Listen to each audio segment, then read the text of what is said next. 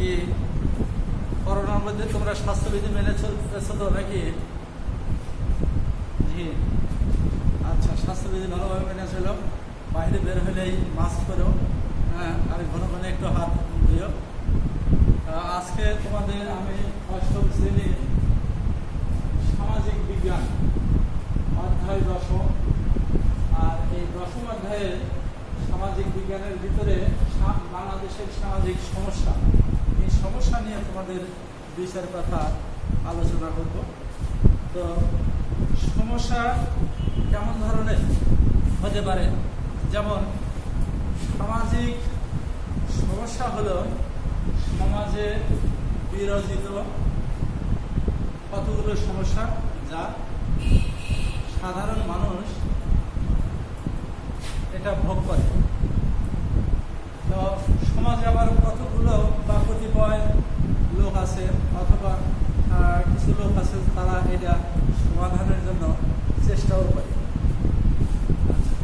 সামাজিক সমস্যা অনেক আছে, তার মধ্যে বড় আছে 2 ধরনের। 2টার কথা বলি, বড় 2টা সমস্যার কথা বলি। একটা হচ্ছে কিশোর অপরাধ আর একটা হচ্ছে মাদকাসক্তি। তো আজকে তোমাদের আমি কিশোর অপরাধ সম্পর্কে 2টা কথা বলব।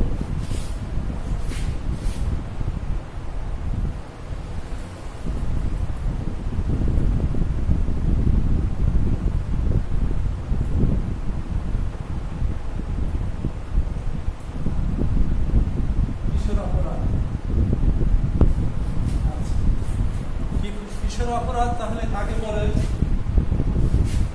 নাম শুনেই বুঝতে পারছো কিশোর অপরাধ। কিশোর বলতে যারা অপ্রাপ্ত বয়স্ক। এই অপ্রাপ্ত বয়স্ক ছেলে বা মেয়ে বা কিশোরদের দ্বারা যে সমস্ত অপরাধ সৃষ্টি হয় সেইগুলোকে আমরা বলবো কিশোর অপরাধ। তো কিশোর অপরাধ সাধারণত কত বছর বয়স পর্যন্ত আমরা কিশোর অপরাধ বলতে পারি?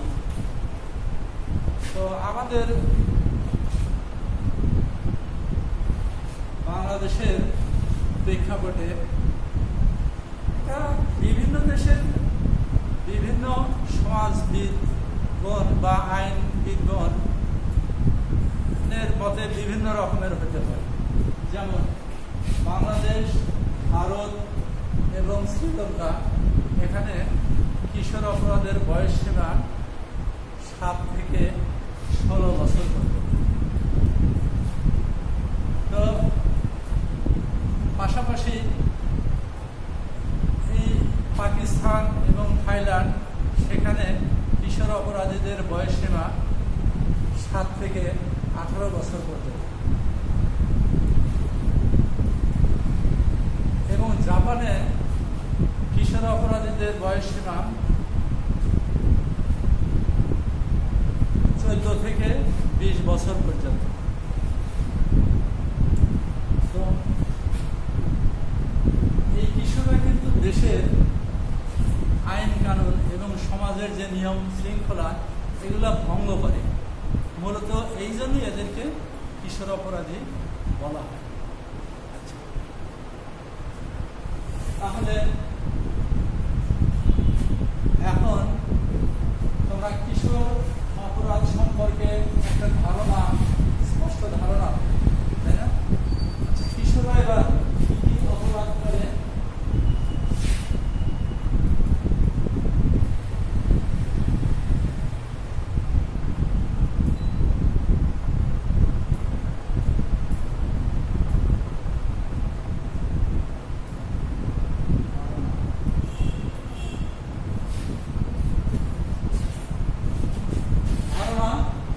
স্পষ্ট ধারণা পেয়েছে এর মধ্যে। এখন তাহলে আমরা বলবো যে কিশোর অপরাধরা কি কি অপরাধমূলক কাজ করে। অনেক অপরাধমূলক কাজ আছে। যেমন মনে করো যে কিশোর অপরাধরা যেমন চুরি করে, যেমন খুন করে, যেমন মানুষের গাছের ফল ফলাদি পেরে খায়, যেমন রাস্তাঘাটে বিভিন্ন উশৃঙ্খল আচরণ করে, স্কুল কলেজ থেকে পলায়ন করে, পরীক্ষায় নকল করে, আচ্ছা, তারপরে স্কুল থেকে যাওয়া বা আসার পথে মেয়েদেরকে বিভিন্ন উত্তপ্ত করে। এই যে কতগুলো কারণ বললাম, এই পয়সা ছাড়া এরা ভ্রমণ করার চেষ্টা করে, রেলের টিকিট না পেলেই রেলে ভ্রমণ করে। তো এগুলো কি বুঝতে পারছো তোমরা?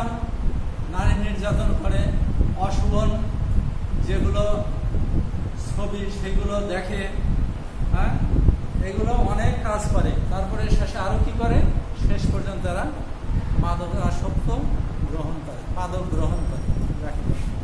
তাহলে এই কি কি কাজ করে কিশোররা, সেই বিষয়গুলো সম্পর্কে তোমরা কিন্তু একটা পরিষ্কার ধারণা পেয়ে গেছো এর মধ্যে।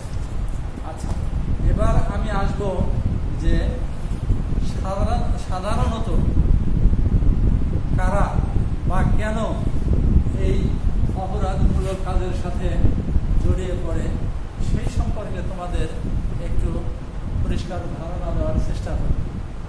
তো প্রথমেই যারা এই কিশোর অপরাধ হওয়ার প্রধান এবং প্রথম যে কারণ, সেই কারণটা হচ্ছে দারিদ্র্য। দারিদ্র পরিবারের ছেলেমেয়েরা তারা পর্যাপ্ত সুযোগ সুবিধা পায় না, এই জন্য তাদের মনের মধ্যে একটা ক্ষোভ থাকে। এই ক্ষোভের কারণে তারা এটা কিশোর অপরাধের সাথে জড়ায় পড়ে। এরপরে আরো কি আছে, পিতামাতা যদি আচরণ তাদের খারাপ হয়, অথবা পিতামাতার যদি বিচ্ছেদ ঘটে, অথবা পিতামাতার যদি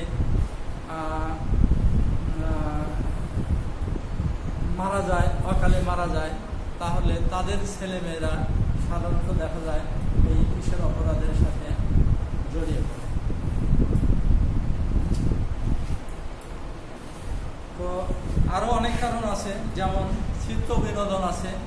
চিত্ত বিনোদন যেখানে সুব্যবস্থা আছে, সচ্ছল পরিবারের ছেলেমেয়েরা চিত্ত বিনোদনের মাধ্যমে লেখাপড়া করে বেড়ে উঠতে পারে সহজে। আর এই চিত্ত বিনোদন না থাকার কারণে গরিব বা নিম্ন শ্রেণীর মানুষের ছেলেমেয়েরা তাদের মনের মধ্যে একঘেয়েমি বা ক্ষোভের সৃষ্টি হয়, এর থেকে তারা কিশোর অপরাধে জড়িয়ে পড়তে পারে। আরও কি থাকে, যেমন শহরের বিভিন্ন বস্তি এলাকায় অথবা শিল্প এলাকায়, সেখানে বস্তিতে খুব গরিব বা দুঃখী মানুষ যারা আছে, তাদের ছেলেমেয়েরা সাধারণত এই কিশোর অপরাধের সাথে জড়ায় পড়ে। এরপরে আরও আছে, যেমন অনেক পরিবারে কিশোররা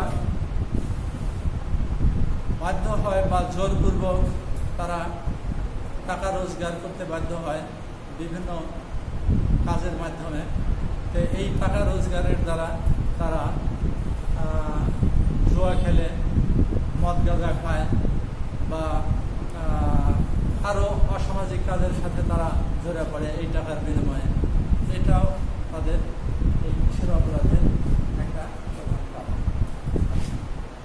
এরপরে আরও কি আছে, শারীরিক মানসিক ত্রুটি যাদের আছে, তাদের মনের মধ্যে একটা হীনমন্যতার কাজ করে। এই হীনমন্যতার কারণেও এই সমস্ত কিশোররা সামাজিক অন্যায় অপরাধের সাথে জড়িয়ে পড়তে পারে।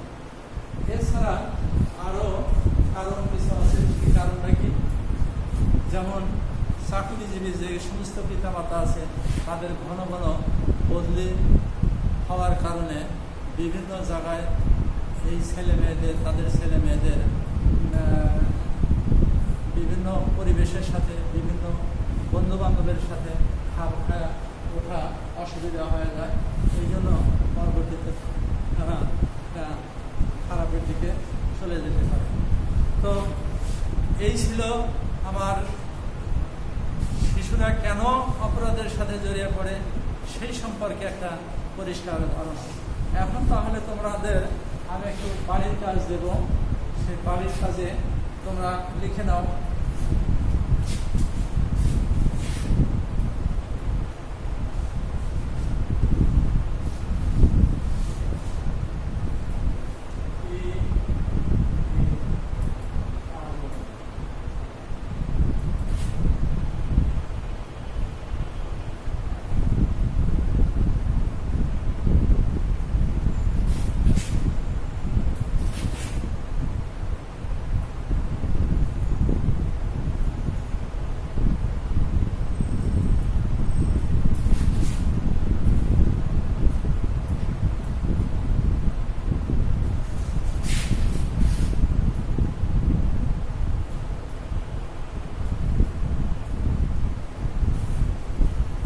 বাড়ির কাজটা তোমরা আগামী জেনে নিয়ে আসবা, ঠিক আছে? তো সবাই ভালো থাকো, সুস্থ থাকো এবং স্বাস্থ্য সুরক্ষা বিধি মেনে চলো, এই আশাবাদ ব্যক্ত করে আজকের ক্লাস এখানেই শেষ করছি। খোদা হাফেজ।